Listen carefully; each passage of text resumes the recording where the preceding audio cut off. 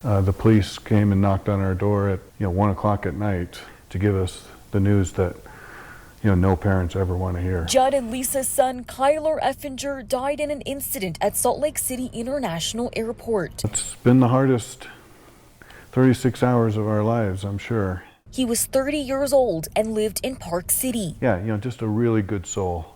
Friendly, outgoing, and caring. Kyler loved skiing, music, his dogs, and the Utes.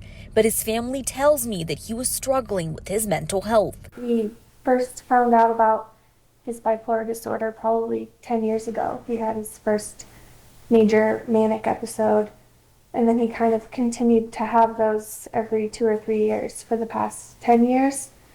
And they were always really hard.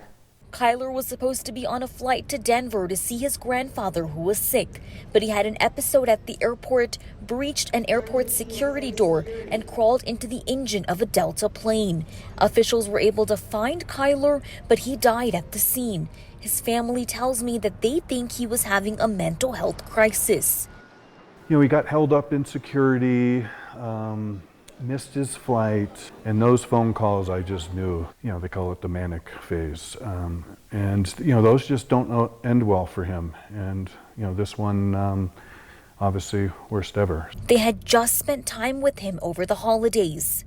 Well, we just had this really special visit with him at Christmas. On the outside, it seemed like it was as good as he's ever been.